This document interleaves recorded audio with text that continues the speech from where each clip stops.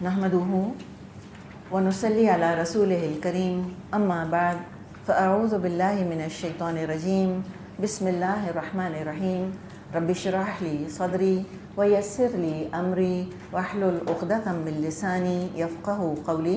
सूरतुन नहल आयत नंबर 66 से हम शुरू करेंगे। एक और नाम हमने क्या इसका सुना था? सूरत अन-निअम, नेमतों का ज़िक्र है। और हम सब जानते हैं कि ड्रिंक्स जो हैं, बेवरेजेस, मशरूबात बहुत बड़ी नेमत हैं। ना सिर्फ हमारी ज़रूरत है बल्कि हमारी ख्वाहिश भी हैं।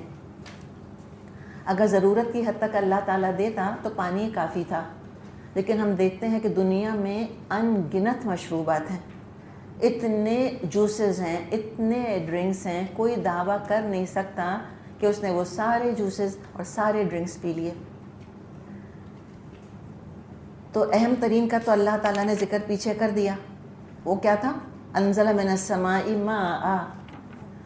ज़िंदगी के लिए और ज़िंदगी के बका के लिए तो बस पानी बहुत है, मोर देन इनफ। अगर हमारा कोई गैर मेहरबान खुदा होता, कहता बस पानी पियो और चुप करके बैठे रहो, बाकी सब जो मिलेगा जन्नत में मिलेगा। नहीं, आर्जी दुनिया बनाई है उसने और उसमें हमें इतना खिलाया है, इतना खिलाया है उसने। क्या रज़्ज़ाक़ है वो हमारा, किस खूबसूरती से खिलाता है, क्या मज़े मज़े की चीज़ें उसने हमें खिलाई हैं।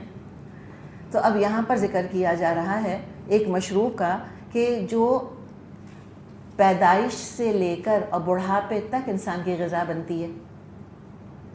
ना सिर्फ ओरिजिनल फॉर्म के अंदर बल्कि डिफरेंट जानवरों का दूध डिफरेंट होता है। दूध का ज़िक्र है यहाँ पे। अलग अलग जानवरों का अलग अलग तरह का दूध होता है और उन तमाम के अंदर अलग अलग तासीर होती है। गाय का अलग होता है, भैंस का अलग होता है, बकरी का अलग होता है, ऊँट का अलग होता है। ग़िज़ा भी है, दवा भी है। और फिर हम अच्छी तरह जानते हैं कि क्या कुछ और हम फ़ायदे हासिल करते हैं दूध से। दही बनाते हैं, ड्रिंक्स बनाते हैं, शेक्स बनाते हैं, लस्सी बनाते हैं, इसी दूध से मक्खन निकलता है। यानी अल्लाह ने तो एक बेसिक ग़िज़ा का ज़िक्र कर दिया ना, और उसके अलावा जो कुछ उससे मज़ीद आगे चीज़ें बनाई जाती हैं वो तो हर कल्चर के साथ वो मखसूस हैं। तो फरमाया व इन्ना लकुम फ़िल अनामि लइब्रा, और तुम्हारे लिए मवेशियों में भी एक सबक मौजूद है। किस चीज़ का सबक मौजूद है? अल्लाह की शान रज़्ज़ाक़ी का। कोई मशीन दुनिया में देखी कि यहाँ से घास डालें वहाँ से दूध निकले? नहीं, हमने तो आज तक नहीं देखी और ना कभी बन सकेगी। Never ever. इंसान एक दूध का कतरा नहीं बना सकता खुद से। व इन्ना लकुम फ़िल अनामि लइब्रा, और तुम्हारे लिए मवेशियों में भी एक सबक मौजूद है। नुस्क़ीकुम मिम्मा फ़ी बुतूनिही मिन बैनि फ़र्थिन व दमिन लबनन ख़ालिसन साइग़न लिश्शारिबीन। उसके पेट से गोबर और खून के दरमियान हम एक चीज़ तुमको पिलाते हैं, यानी खालिस दूध, जो पीने वालों के लिए नहायत खुशगवार है। कैसे मौज़ाना तौर पर अल्लाह ताला ने खून और गोबर, दो हराम चीज़ें, नापाक चीज़ें, चले गोबर हराम तो नहीं है लेकिन खून तो हमें पता है, खून पीना तो हराम है। दमन मसफूहन पढ़ चुके हम। तो दो ऐसी चीज़ों के बीच में अल्लाह ताला ने साफ़ सुथरा ड्रिंक हमारे लिए रख दिया, मुकम्मल ग़िज़ा। लबनन दूध, खालिसन खालिस, साइग़न आसानी से गले से उतरता चला जाता है, लिश्शारिबीन पीने वालों के लिए। और अच्छा, हम जो दूध पीते हैं, हम आपको तो मालूम होगा कि वो तो पैस्चराइज़ होकर आता है हम तक। एक ख़ास डिग्री तक उसको हीट किया जाता है ताकि वो ख़राब ना हो और जर्म्स ना डेवलप हों। और बहुत सारे उस मुख्तलिफ़ प्रोसेसेस होते हैं। जो लोग डायरेक्ट दूध पीते हैं, यानी कि जानवर की थन से निकाल कर, जैसे उस ज़माने में पिया जाता था, उसके अपने मसाइल हैं, नो डाउट। बड़े जर्म्स होते हैं, टीबी वगैरह के बड़े चांसेस होते हैं। लेकिन अगर जानवर हेल्दी है, कोई डिज़ीज़ उसको नहीं है, और लोग बाज़ दफ़ा डायरेक्ट थन से निकाल के दूध पीते हैं, कहते हैं मज़े में कोई मुकाबला नहीं है उस दूध से जो हम तक पहुंचता है, पैस्चराइज होके या बॉयल होके या किसी और प्रोसेस से गुज़र के। वो कहते हैं जो डायरेक्ट जानवर के थन से दूध निकलता है, इसमें अजीब तरह की लज्जत और मिठास होती है और बहुत मज़े का होता है। तो अल्लाह ताला ने फरमाया कि क्या अल्लाह ने तुम्हारे लिए देखो ड्रिंक बना दिया है। और उलमा बड़ी बड़ी इसमें खूबसूरत समझे कि इबरत की बातें निकाल लेते हैं कि खून बिल्कुल नापाक चीज़, फ़र्थ سمجھیں کہ ظاہر ہے کوئی اس کو پسند تو نہیں کرتا، اوپرے وغیرہ تھوپے جاتے ہیں. ہم جانتے ہیں کہ گائے کا گوبر کتنا کام آتا ہے فیول وغیرہ کے، اور اپنے چھتوں کے اوپر بھی اس کو لیپا جاتا ہے، مختلف کاموں سے لیے جاتے ہیں وہ اپنی جگہ.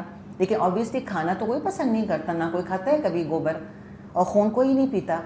اس سے وہ نقطہ یہ نکالتے ہیں کہ اتنے ناپاک ماحول میں، ناپاک لوگوں کے بیچ میں بھی انسان اپنی پیورٹی برقرار رکھ سکتا ہے. ابراہیم علیہ السلام کی مثال موجود ہے، ہر طرح کا شرک چاروں طرف انہوں نے دیکھا تھا، اور اس کے بیچ میں حنیف وما کان من المشرکین، شرک کی گندگی میں بالکل ملوث نہیں ہوئے. تو چاروں طرف کتنی بھی اخلاقی گندگیاں کیوں نہ ہوں، کتنی بھی امورالٹی کیوں نہ ہو، کتنا بھی کفر شرک بدعت کیوں نہ ہو، اگر خود انسان ارادہ کر لے، اللہ سے دعا کر لے، انشاءاللہ وہ پاک صاف زندگی گزار لے گا. کوئی مسئلہ نہیں ہے، اللہ سب کر سکتا ہے. ترمذی میں حدیث ہے، آپ صلی اللہ علیہ وسلم نے فرمایا ثلاث لا ترد، 3 چیزوں کا تحفہ رد نہیں کرنا چاہیے. الوسائد نمبر 1 تکیہ، والدہن نمبر 2، دہن کس کو کہتے ہیں؟ چکنائی، مکھن یا گھی، اور اللبن دودھ. کوئی تم کو ان چیزوں کا تحفہ دے تو واپس نہ کیا کرو کبھی. اور خوشبو کے لیے بھی الگ سے ہی آتا ہے کہ خوشبو کا تحفہ بھی لے لینا چاہیے. تو بوڑھے تک اس سے توانائی حاصل کرتے ہیں. بچے کی تو پہلی غذا ہی دودھ ہوتا ہے. اب ایک اور طرح کے مشروب کا ذکر کیا جا رہا ہے. وَمِن ثمرات، اور پھلوں میں سے، کس کے؟ النخیل والاعناب، کھجور کے درختوں اور انگوروں میں سے. کیا کرتے ہو تم؟ تتخذون منہ سکرا، تم اس سے ایک نشہ آور چیز بنا لیتے ہو. عربوں کے ہاں کھجور اور انگور عام پائے جاتے تھے. تو یہاں پہ یعنی پہلے ذکر کس کا کیا اللہ تعالیٰ نے؟ آیت 66 میں چوپایوں کا، کہ ان سے ایک مشروب حاصل ہوتا ہے. اب یہاں نباتات کا، پلانٹ سے. اینیمل کنگڈم کو بھی اللہ نے تمہاری خدمت میں لگا دیا، پلانٹ کنگڈم کو بھی اے انسان اللہ نے تمہاری خدمت میں لگا دیا. اتنے اللہ کے احسانات ہیں. دیکھیں احسانات کیا کرتے ہیں؟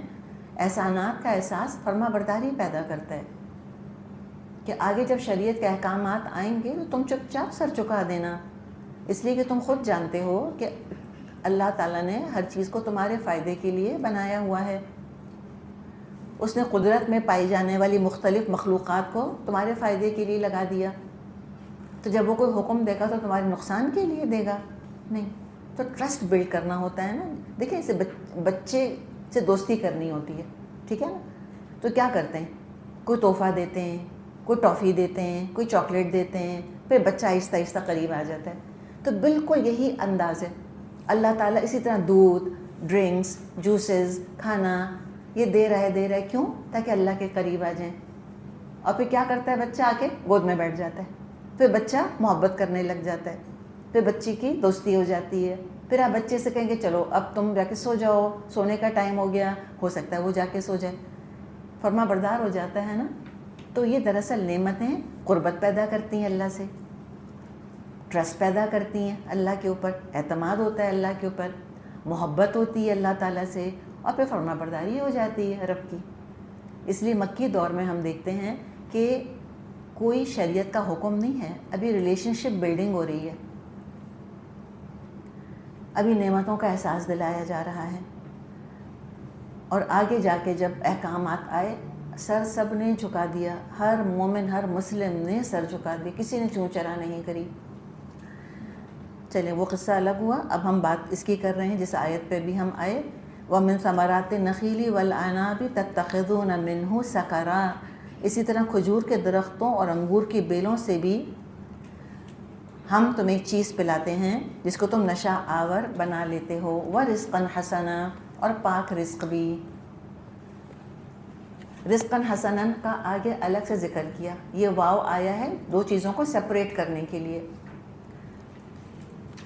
عربوں کے ہاں چونکہ کھجور اور انگور پائے جاتے تھے تو وہ اس سے نشہ آور چیز یعنی شراب بناتے تھے، الکوہلک بیوریجز بناتے تھے، فرمنٹ کر کے اس کو شراب بناتے تھے اور اس سے نشہ ہوتا تھا. اور دنیا میں تو اللہ جانے ہزاروں سال سے شراب بنائی جا رہی تھی، کشید کی جا رہی تھی اور پی جا رہی تھی.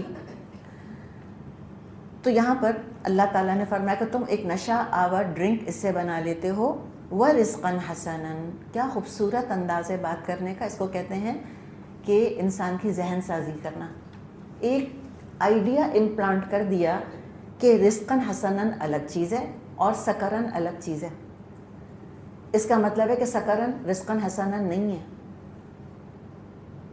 کچھ صحابہ کے اقوال ہمیں ملتے ہیں کہ جب سورہ نحل نازل ہوئی تھی مکے میں تو اسی وقت سے ان کو اندازہ ہو گیا تھا کہ عنقریب شراب حرام ہونے والی ہے، اللہ تعالیٰ شراب کی اجازت نہیں دے گا، اس لیے کہ وہ خود اپنے معاشرے کے اندر شراب کی تباہ کاریاں دیکھ رہے تھے، کس طرح صحت کو اور خاندانوں کو اور انسان کی شخصیت کو اور معاملات کو بگاڑنے والی چیز ہے شراب۔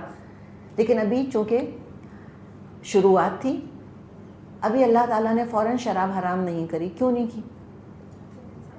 جی ذہن سازی کے، دیکھیں ساری قوم عادی تھی، ان شراب ان کی گھٹی میں پڑی ہوئی تھی، اگر ایک دم اس وقت روکا جاتا تو عائشہ رضی اللہ عنہا نے کہا تھا اگر شروع میں کہہ دیا جاتا شراب مت پیو، لوگ کہتے ہیں ہم تو ضرور پئیں گے، زنا ان کی گھٹی میں پڑا ہوا تھا، اگر شروع میں ان سے کہہ دیا جاتا کہ تم زنا ہرگز نہیں کرو گے، وہ کہتے ہیں ہم تو ضرور کریں گے۔ تو ضد کی نفسیات ہے انسان کے اندر، کیسے دیکھیں قرآن ہمیں سائیکالوجی سکھاتا ہے، اور یہ ہم سب پہ اپلائی کر سکتے ہیں، بچوں پہ، بڑوں پہ، ہر ایک کے اوپر اپلائی کی جا سکتی ہے، اور ضروری نہیں خالی تبلیغ میں اپلائی کریں، ہم باقی معاملات کے اندر بھی اس کو اپلائی کر سکتے ہیں۔ یہ دراصل انسانوں کی تربیت کا طریقہ ہے جو سکھایا جا رہا ہے ہمیں، کہ ایک دم ضد پر نہیں لانا چاہیے کسی کو، آہستہ آہستہ بات کریں، سمجھانے کی کوشش کریں۔ تو بتا دیا کہ یہ اچھی چیز نہیں ہے، فرمایا ان فی ذالک، یعنی کیا اچھی چیز نہیں ہے؟ سکرن، نشہ اچھی چیز نہیں ہے، کو نشہ آور بنا دینا۔ اللہ تعالیٰ نے اتنے اچھے انگور دیے، اللہ تعالیٰ نے تم کو کھجور دیے، اس میں اتنے سارے فائدے ہیں، کوئی ضروری ہے کہ انگوروں کو سڑایا جائے، ان میں کیڑے پیدا کیے جائیں، پھر ان کو فرمنٹ کیا جائے، پھر اس کے بعد ان کو سڑا گلا کے اور نشہ آور مشروب بنایا جائے، اور پھر پی کر اپنی عقل کو خراب کیا جائے؟ یہ کون سی عقل مندی ہے؟ یہ تو اللہ کی نعمتوں کی بڑی ناشکری ہے۔ تو کیا کرو؟ رزقاً حسناً، اچھا رزق تم اس سے لو، تم جوس پی لو، تم گریپ جوس پی لو، کوئی حرج نہیں ہے، تم ڈیٹ کا شیک بنا کر پی لو، بہت اچھی بات ہے، کھجور اور دودھ کو ملا کر تم شیک بنا کے پی لو، جیسے آج کل لوگ پیتے ہیں الحمدللہ۔ اور اس سے بھی اچھی چیز آج کل کیا بتاتے ہیں کہ جوس سے بہتر ہے پورا پھل کھانا، انگور کا جوس پینے سے بہتر ہے کہ انسان انگور کھائے، سیب کا جوس پینے سے کیا بہتر ہے؟ سیب کھائے۔ فرمائے ان فی ذالک لآیۃ لقوم یعقلون، یقیناً اس میں ایک نشانی ہے عقل سے کام لینے والوں کے لیے۔ ابھی عقل کا ذکر کیوں کیا گیا؟ اس لیے کیا گیا کہ نشہ عقل کا دشمن ہے، تو عقل والوں کو ایڈریس کیا گیا کہ عقل سے کام لو، نشہ چھوڑ دو۔ تو اللہ کی شان ربوبیت پر غور کرے انسان، اللہ کی شان رزاقی کا شکر ادا کرے، اور اپنی ذمہ داریوں کا اور اپنے فرائض کا احساس پیدا ہونا چاہیے کہ اس منعم کی مجھ کو اطاعت کرنی ہے، نعمت دینے والی کی فرما برداری کرنی ہے، شکریہ ادا کرنا ہے مجھ کو، کہ جذبہ تشکر ہے جو کہ ابھارا گیا ہے۔ اب آگے شہد کی مکھی کا ذکر آ رہا ہے، اور اسی کے نام پر سورت کا نام ہے النحل۔ فرمایا وَأَوْحَىٰ رَبُّكَ إِلَى النَّحْلِ، اور دیکھو تمہارے رب نے شہد کی مکھی پر یہ بات وحی کر دی، وحی کر دی یعنی اللہ تعالیٰ نے جینیٹک پروگرامنگ کر دی اس کی، اللہ تعالیٰ نے یہ نالج انگرین کر دی اس کے اندر۔ جب انڈے سے مکھی نکلتی ہے اسی وقت اس کا علم مکمل ہو چکا ہوتا ہے، اپنی زندگی میں کچھ نئی چیز سیکھتی نہیں ہے۔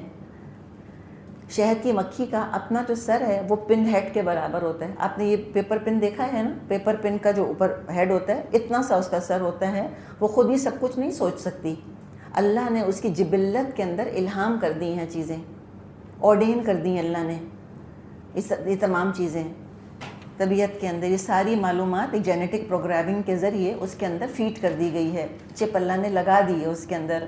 وَأَوْحَىٰ رَبُّكَ إِلَى النَّحْلِ، کیا وحی کی اللہ نے شہد کی مکھی یا شہد کی مکھیوں کی طرف؟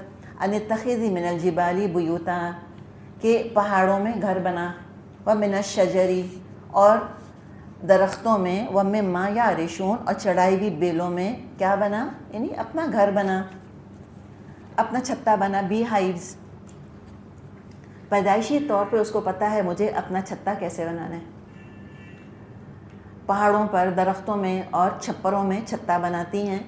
اور آپ کو اب معلوم ہوگا آبویسلی کہ شہد کی مکھی کا چھتا کیسا ہوتا ہے. کس شیپ کا بناتی ہے؟ ہیگزاگونل بناتی ہے.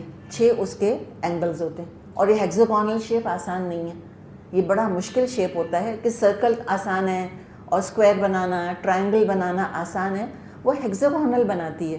6 کونوں والا وہ ایک خانہ چھوٹا سا بناتی ہے اور اس پر وہ پورا اپنا گھر بناتی چلی جاتی ہے. اور ایک خاص اینگل پر بناتی ہے تاکہ شہد باہر نہ گر جائے. اور یہ ہیگزاگونل اس لیے بناتی ہے کہ میکسیمائز کر لے اسپیس کو. کس نے سکھایا اس کو؟ خود سیکھا اس نے. نہیں، خود سے نہیں سیکھ سکتی تھی. اچھا، اور کس طرح بناتی ہے؟ کبھی آپ نے کروشیا بنایا ہے؟ کروشیا کیسے بنتا ہے؟ اگر دیکھا تو ہوگا، خود نہیں بنایا تو. بیچ سے شروع ہوتا ہے، بیچ میں سے شروع کرتے ہیں اور پھر اس کو پھیلاتے چلے جاتے ہیں، پھر وہ ایک چیز بن جاتی ہے. اوبیسلی بیچ سے آپ شروع کر رہے ہیں تو اس کا بیلنس رکھنا، توازن رکھنا وہ آسان ہوتا ہے. شہد کی مکھی بیچ سے اپنا چھتا نہیں شروع کرتی، وہ 4 کونوں سے شروع کرتی ہے. 4 کونوں سے وہ شروع ہوتا ہے چھتا بننا، اور بنتے بنتے بنتے بنتے پھر وہ بیچ میں آ کے مکمل ہوتا ہے. اور یہ نہیں ہوتا کہ کھانا رہ گیا، وہ تو پینٹاگن بن گیا، وہ تو اب اسکوائر بن گیا، 6 خانوں کا تو مٹیریل نہیں بچا، اندازے غلط لگایا تھا، اتنی اسپیس چھوڑنی چاہیے تھی کہ ہیگزاگون بنتا. نہیں، پرفیکٹ ہیگزاگون بیچ میں بنتا ہے آ کر. کس نے سکھایا؟ اللہ نے سکھایا اس کو. شہد کی مکھی کا چھتا ہی کافی ہے تمہارے لیے کہ تم اللہ پر ایمان لے آؤ، اس کی شان خلاقی کے اوپر. اور جب وہ موم اس کے اندر جب اس میں شہد لا کر رکھتی ہے، وہ تو پوری کہانی پہلے ہم پریزنٹیشن دکھایا کرتے تھے، لیکن چونکہ الحمدللہ ہر چیز اب نیٹ پر موجود ہے. یہ پریزنٹیشن تو زمانے کی ہوا کرتی تھی جب نیٹ پہ چیزیں اویلیبل نہیں تھیں. آپ ضرور گھر جا کے ہنی بی کے بارے میں دیکھیے گا. وہ پھلوں کا رس لے کر آتی ہے اور اس کے بعد اس کو پروں سے ہلا کر اس کو ڈرائی کرتی ہے اور پھر اس کو موم لگا کر سیل کر دیتی ہے. یہ سارا کام وہ کرتی ہے. اور اللہ تعالیٰ نے یہاں بات کی کہ پھر جو چھتے چڑھائے گئے ہیں وہاں بھی اپنے تو چھتے بنا اس طرح سے چھپروں کے اوپر. پھر کیا کر؟ ثم کلی من کل الثمرات، پھر تمام طرح کے پھلوں سے کھا.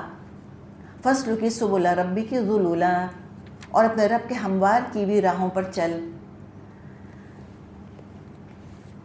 اچھا جی، ابھی ہم نے کیا بات کی؟ مکھی کیا کرتی ہے؟ پھلوں کا رس چوستی ہے. تو یہاں تو ہونا چاہیے تو ثم اشربی، پھر پی. شریبہ یشرب ہوتا ہے نا، پھر تو پی پھلوں کا رس. اللہ نے پی تو نہیں لکھا، اللہ نے کہا کلی، کھا. کیوں کہا یہ اللہ نے؟ جبکہ وہ رس پیتی ہے. اچھی طرح پتہ ہے ہمیں کہ شہد کی مکھی تو رس پیتی ہے. مزے کی بات یہ ہے کہ جتنا بھی رس چوستی ہے، اچھا 2-3 چیزیں کھٹی دیکھیں گے. پہلے یہ دیکھیں اپنے چھتے سے نکلی وہ تو جو ایک چھتا ہوتا ہے اس کی جتنی مکھیاں ہوتی ہیں وہ صرف ایک خاص پھل، ایک خاص پھول ہی کا یا خاص پھل ہی کا رس چوسیں گی. یعنی کہ وہ کاکٹیل نہیں بنائیں گی کہ چمیلی کا بھی رس چوس لیا، جا کے گلاب کا بھی چوس لیا، فار ایگزامپل کسی اور کا بھی چوس لیا، یا اولیوس کا درخت ہے وہاں اس کے پھولوں کا بھی رس چوس لیا. نہیں، ایک چھتا جو ہوگا اس میں ایک ہی قسم کے پھل یا ایک ہی قسم کے پھول کا جوس جمع کیا جائے گا. اور وہ کس طرح سے ہوتا ہے؟ پہلے ایک ان کی فوریجر بی ہوتی ہے. فوریجر کیا سمجھیں کہ ایک جیسے کہ گائیڈ ہوتا ہے نا، ڈھونڈنے والا. پہلے ایک بی جاتی ہے اور وہ ایک کہیں جا کے مثال کے طور پہ پھولوں کا اس کو ایک کہیں پہ جھنڈ مل گیا، وہ دیکھ کر آتی ہے، پھر واپس آتی ہے. جب وہ واپس آتی ہے اپنے اس کے بی ہائیو کے اندر ساری مکھیوں کو جمع کرتی ہے اور مکھیوں کو جمع کر کے وہ ایک ڈانس کرتی ہے. اور وہ ڈانس کر کے وہ بتاتی ہے کہ وہ پھول ہیں کہاں پر، لوکیشن بتاتی ہے. GPS بیسکلی کیا سری بولے گی جو وہ بولتی ہے. اور وہ بول کے سارا بولتی تو نہیں نا، وہ ڈانس کر کے بتاتی ہے. اور وہ کس سے بتا رہی ہوتی ہے؟ سورج کی پوزیشن سے، کہ سورج کے حساب سے وہ پھول کہاں موجود ہیں. سورج ایک جگہ رہتا ہے کہ ہلتا رہتا ہے؟ ہلتا ہے نا. تو جیسے جیسے سورج ڈھلتا ہے اس کے ڈانس کا اینگل چینج ہوتا رہتا ہے، وہ چینج کرتی رہتی ہے اپنا اینگل. جیسے اگر یوں اسٹریٹ ڈانس کر رہی ہے پھر یوں ٹرن ہو جائے گی، پھر ایسے ٹرن ہو جائے گی، پھر ایسے ٹرن ہو جائے گی، پھر ساری مکھیاں انہی پھولوں پر جاتی ہیں اور وہیں سے وہ رس لے کر آتی ہیں. جو یہ فرمایا نا کہ فصل کی سبل ربی کی ذلولا، اور ہم نے سلکا کا مطلب دیکھا تھا خاص راستے پر ہی چلتے رہنا. ساری مکھیاں اسی راستے پر جائیں گی، وہیں سے واپس آئیں گی، اسی راستے پر جائیں گی، وہیں سے رس چوسیں گی اور واپس آئیں گی. اتنی بات سمجھ آ گئی ہے آپ کو؟ اب مسئلہ کیا رہ گیا؟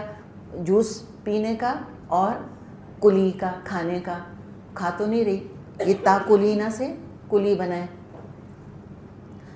تو مسئلہ یہ ہے کہ جب وہ رس چوستی ہے مکھی تو وہ اس کو اپنی غذا کے طور پہ استعمال نہیں کرتی، وہ امانت ہے.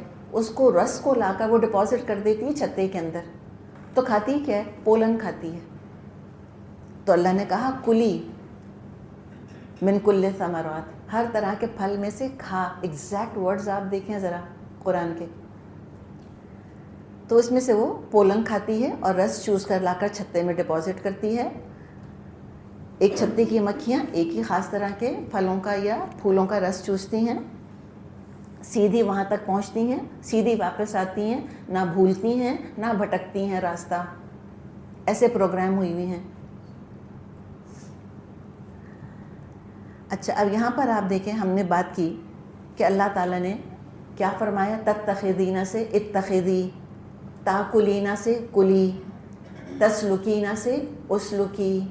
تو یہ کس کے صیغے ہیں؟ سارے مؤنث کے صیغے ہیں. گرامر پڑھی ہے نا آپ نے؟ اچھا تو یہ مؤنث کے صیغے کیوں استعمال ہوئے؟ اس لیے کہ ہنی بی میں obviously دو جینڈرز ہوتے ہیں، میل اور فیمیل. جو میل ہوتے ہیں وہ ڈرونز ہوتے ہیں. میل ہنی بی کا کام صرف اتنا ہوتا ہے کہ کوئین بی کو فرٹیلائز کرے.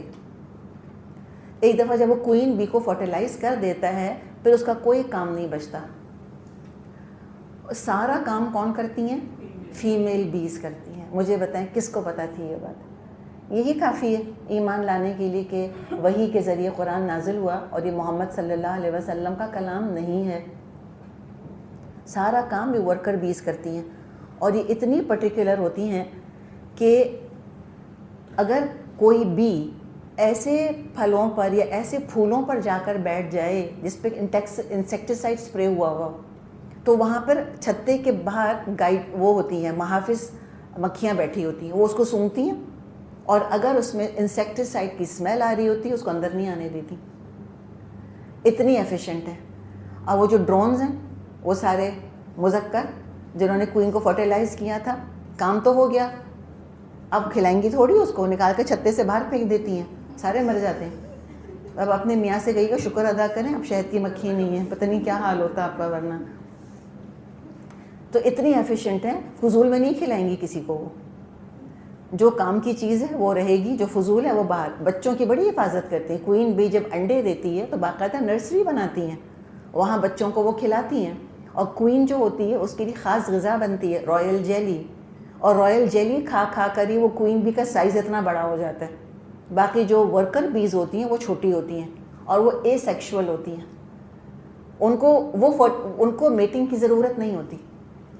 آپ یہ دیکھیں اللہ نے کیسے ان کی میٹنگ کی جین شٹ ڈاؤن کر دی. اسی کو ان کو خالی کام کرنا ہے. انہیں جا جا کے پھلوں کا رس یا پھولوں کا رس لے کر آنا ہے، ان کو شہد بنانا ہے، ان کو بچے پالنے ہیں، ان کو انڈے دیکھنے ہیں، ان کو چھتا بنانا ہے. تو وہ ساری اے سیکشول کس طرح سے ہوتی؟ وہ میٹ نہیں کرتی ڈرونز کے ساتھ. صرف ایک مکھی میٹ کرتی ہے، کوئین بی، وہی انڈے دیتی ہے.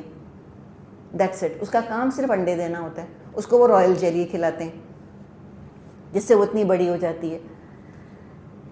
تو یہ اللہ تعالیٰ نے پورا نظام بنایا ہے. تو خود اتنے سے چھوٹے سے کیڑے کے اندر کیا کچھ جو ہے وہ اللہ تعالیٰ کی قدرت کی نشانیاں موجود ہیں. اور حیرت ہے کہ اس کے بعد بھی لوگ کہتے ہیں کہ کوئی نشانی دکھاؤ، کوئی نشانی دکھاؤ، اور کہتے ہیں کدھر ہے اللہ، کدھر ہے اللہ.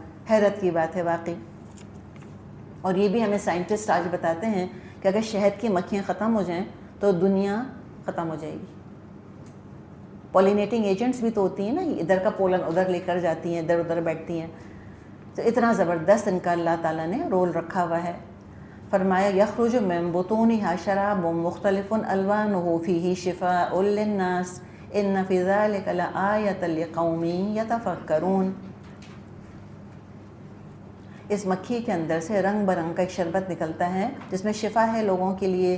یقیناً اس میں بھی ایک نشانی ہے ان لوگوں کے لیے جو غور و فکر کرتے ہیں. تو مختلف طرح کا جو شہد ہوتا ہے ان کا ذائقہ ڈیفرنٹ ہوتا ہے. آپ نے شاید دیکھا ہوگا شہد کے رنگ بھی ڈیفرنٹ ہوتے ہیں. ڈارک براؤن ہوتا ہے, گولڈن ہوتا ہے, لائٹ ہوتا ہے, وائٹ ہوتا ہے, گرین بھی ہوتا ہے. گرین کلر کا بھی ہنی ہوتا ہے, بلیک ہنی بھی ہوتا ہے. ان کی خوشبو الگ ہوتی ہے, ان کا مزہ تھوڑا تھوڑا ڈیفرنٹ ہوتا ہے اور ان کی تاثیر بھی ڈیفرنٹ ہوتی ہے. اور ایسی چیز ہے جس کے لیے اللہ نے کہا کہ اس میں شفا ہے للناس, لوگوں کے لیے. لیکن دیکھیں جب ہم ایکسٹریمسٹ ہونے لگتے ہیں, ہم کسی ڈائبیٹک سے کہیں گے تم شہد کھاؤ تم ٹھیک ہو جاؤ گے, دیکھیں یہ پھر عقل مندی کی باتیں نہیں ہیں. وہ اس کو شوگر نقصان دے گی. اوبیسلی ہنی کے اندر شوگر ہوتی ہے, تو ڈائبیٹکس کو شہد نہیں کھانا چاہیے. یہ نہیں کہا اللہ تعالیٰ نے کہ ہر انسان کے لیے شفا ہے اس کے اندر, لیکن بہرحال بہت سی بیماریوں کا علاج ہے شہد میں. مسلمان ڈاکٹر اس کو پریزرویٹیوز کے طور پہ استعمال کرتے تھے. آج کل الکوہل استعمال کیا جاتا ہے پریزرویٹیو کے طور پہ, پہلے شہد یوز کیا جاتا تھا پریزرویٹیو کے طور پہ. آنکھوں کا, پیٹ کی بیماریوں کا علاج ہے اس کے اندر, پھوڑے پھنسیوں کو ٹھیک کرتا ہے. اور کتنے ہی خوبصورتی کے نسخوں کے اندر آپ دیکھیں شہد شامل کرتے ہیں کہ ماسک آپ بنائیں, منہ پہ مل لیں, اس کو بالوں میں لگا لیں. بہت سارے فائدے ہیں اس کے اندر. تو غذا بھی ہے اور دوا بھی ہے اس میں. آپ صلی اللہ علیہ وسلم نے بڑی خوبصورت بات فرمائی ہے, مسند احمد میں حدیث ہے. آپ نے فرمایا والذی نفس محمد بیدہ, قسم اس ہستی کی جس کے ہاتھ میں محمد کی جان ہے, ان مثل المومن, مومن کی مثال کیسی ہے, کمثل النحلہ, شہد کی مکھی کی طرح مومن کی مثال ہے. اکلت طیباً, پاکیزہ کھاتی ہے, ووضعت طیباً, اور پاکیزہ چیز پیدا کرتی ہے, ووقعت, اور جب جا کے بیٹھتی ہے پھولوں کے اوپر یا پھلوں کے اوپر, فلم تکسر, تو ان کو توڑتی نہیں ہے, ولم تفسد, اور نہ ان کو خراب کرتی ہے. کتنا اچھا مطلب ہے آپ دیکھیں اس حدیث کا کہ مومن شہد کی مکھی کی طرح ہوتا ہے, پاکیزہ کماتا ہے, پاکیزہ کھاتا ہے, عمل پاکیزہ ہوتا ہے, اور وہ فسادی نہیں ہوتا, وہ توڑ پھوڑ کرنے والا نہیں ہوتا, وہ ڈسٹرکٹیو نہیں ہوتا, تباہ کار نہیں ہوتا. کئی طرح کے وائٹامنس پائے جاتے ہیں شہد کے اندر. رائل جیلی کی بھی ہم بات کر رہے ہیں, انسان بھی کھاتے ہیں رائل جیلی, بیماری کے بعد طاقت کا کام دیتی ہے, بہت مفید ٹونک ہے. تو اللہ تعالیٰ نے اتنی ساری نشانیاں اپنی بتائیں, بارش کا ذکر کیا, چوپایوں کا ذکر کیا, پودوں کا ذکر کیا, شہد کی مکھی کا ذکر کیا. جب تک زندہ رہتا ہے اللہ کا دیا کھاتا رہتا ہے, تو جب تک زندہ رہے پر اللہ کا فرما بردار بھی تو بن کر رہے. تو اللہ تعالیٰ کھلاتا ہے, پلاتا ہے, بڑی نشانی ہے اس میں لوگوں کے لیے. جب تک زندہ ہے رزق آتا رہے گا, اور رزق ایسے تلاش کرتا ہے انسان کو جیسے موت تلاش کرتی ہے, اور جب موت کا وقت آ جاتا ہے تو رزق اٹھ جاتا ہے. تو اللہ تعالیٰ اب زندگی اور موت کا ذکر فرما رہا ہے. واللہ خلقکم, اور اللہ ہے دیکھو جس نے کہ تم کو پیدا کیا. ثم یتوفاکم, پھر وہی تم کو موت دیتا ہے. ومنکم من یرد الی ارذل العمر, اور تم میں سے کوئی ایسا ہے جو کہ بدترین عمر کو لوٹا دیا جاتا ہے. لِكَيْ لَا يَعْلَمَ بَعْدَ عِلْمٍ شَيْئًا, تاکہ سب کچھ جاننے کے بعد بھی کچھ نہ جانے. ان اللہ علیم قدیر, حقیقت یہ ہے اللہ ہی علم میں بھی کامل ہے اور قدرت میں بھی. تو مختلف سٹیجز زندگی کے بیان ہوئے. ہر سٹیج پر اللہ کا اختیار, اللہ نے تقدیر لکھ دی تمہاری, کتنی تمہاری عمر ہوگی, کتنا تم کو رزق ملے گا, کہاں مرو گے. اللہ تعالیٰ جس کو چاہے ارذل العمر کی طرف لوٹا دے, چاہے تو بچپن کا دور ہو, جوانی کا دور ہو, اس میں کسی کو اللہ تعالیٰ واپس فوت کر لے. تو بہرحال ایک نیچرل پروگریشن زندگی کا بتایا کہ بچپن, جوانی, بڑھاپا, یہ تمام سٹیجز آتے رہتے ہیں. اور جو ارذل العمر کا ذکر کیا گیا, یہ نکمی عمر, یعنی کہ اس کو سیکنڈ چائلڈہڈ کہا جائے. دیکھیے بڑھاپے بھی دو طرح کے ہوتے ہیں. ایک بڑھاپا کیسا ہوتا ہے کہ اچھا رہتا ہے, انسان کمزور تو ہو جاتا ہے ڈیفینیٹلی, اور عمر کا انسان کو اندازہ ہوتا ہے. اب دیکھیں ہر جو دہائی ہوتی ہے نا, ایوری ڈیکیڈ, اس میں انسان کو تبدیلی لگتی ہے. 30 سے 31 32 33 31 32 35 تک انسان کو وہی فیلنگ آتی ہے. آپ 40 ہٹ کرتے ہیں آپ کو تبدیلی لگتی ہے. پھر 42 43 45 47 انسان 40 جیسے ہی رہتا ہے. 50 ہٹ کرتا ہے, 50 سے 60 ہٹ کرتا ہے, 60 سے 70 ہٹ کرتا ہے انسان کو. خود انسان کو پتہ ہوتا ہے نا کہ زندگی میری بدل رہی ہے. ایک موقع آتا ہے کہ لگتا ہے کہ ہاں اب واپسی کا سفر شروع ہو گیا. خود فیلنگ آتی ہے انسان کو. سسٹم شٹ ہونے لگتے ہیں. خواتین میں تو بہت نمایاں اس کی انڈیکیشن موجود ہوتی ہے کہ اچھا بس اب ایک واپسی کا سفر ہے جو کہ شروع ہو گیا. لیکن بہرحال چاہے وہ 80 90 کوئی 100 سال کے بھی ہو جائیں, بعض دفعہ بوڑھے ہوتے ہیں, کمزور ہوتے ہیں, لیکن سین رہتے ہیں, دماغ ان کا ٹھیک رہتا ہے, اپنے کام وام خود کر لیتے ہیں, ان کا معاملہ ٹھیک چلتا رہتا ہے. تو اللہ تعالیٰ سے لمبی عمر جب مانگیں ایمان اور صحت کے ساتھ مانگا کریں, اور مانگیں اللہ سے لمبی عمر, تاکہ ہم زیادہ سے زیادہ اپنے لیے اچھا عمل سمیٹ سکیں, زیادہ سے زیادہ نیکیاں کر سکیں. لیکن ارذل العمر کیا ہے کہ عمر لمبی ہے لیکن صحت نہیں ہے, دماغ کام نہیں کر رہا, جسم کام نہیں کر رہا.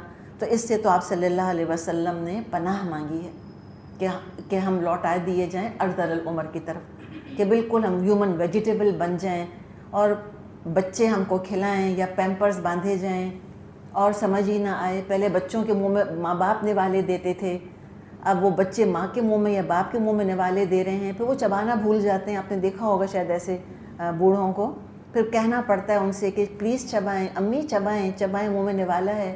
بچوں کی طرح لڑنے لگتے ہیں, بات بات پہ برا ماننے لگتے ہیں, ہمیں تو کھانا نہیں دیا, ہمیں تو ناشتہ ہی نہیں دیا, اور عجیب طرح کے توہمات آ جاتے ہیں ان کے اندر. وہ نقصان پہنچا رہا ہے مجھ کو, وہ زہر کھلا رہا ہے مجھ کو, ایسی ایسی باتیں کرنے لگتے ہیں. پیمپرز ان کے باندھنے پڑتے ہیں, اور پھر بالکل بچوں کی طرح پیمپر اتار اتار کے پھینک دیتے ہیں. ہر جگہ بیچارے جہاں ہوتے ہیں فارغ ہو جاتے ہیں. تو اللہ تعالیٰ سے پناہ مانگنی چاہیے, پناہ مانگنی چاہیے کہ اللہ تعالیٰ یہ نہ ہو. کسی نے بڑی اچھی بات کہی کہ دل چاہتا ہے کہ اس طرح سے موت آئے کہ لوگ کہیں اچھا کل تو یہاں پڑھ رہی تھیں, کل ہی تو پڑھا رہی تھیں, اچھا آج انتقال ہو گیا. تو اللہ تعالیٰ سے دعا کریں اللہ چلتے ہاتھ پیر کے ساتھ اٹھائے ہم کو, اور اللہ تعالیٰ ہمیں اس عمر سے بچائے. جیسے کہ کہا کہ کیا معاملہ ہو جاتا ہے, کیلا یعلم بعد علم شیئا, علم کے بعد سب کچھ بھول چکا ہوتا ہے. علم حاصل ہوتا ہے, اس کے بعد سب بھول جاتا ہے, نوالا تک منہ تک لے کر نہیں جا سکتا. اور اللہ ہر چیز کا علم رکھتا ہے, اللہ ہر چیز پر قادر ہے. چلیے یہاں رکتے ہیں, آپ بریک لے لیں, پھر ہم آگے چلیں گے انشاءاللہ.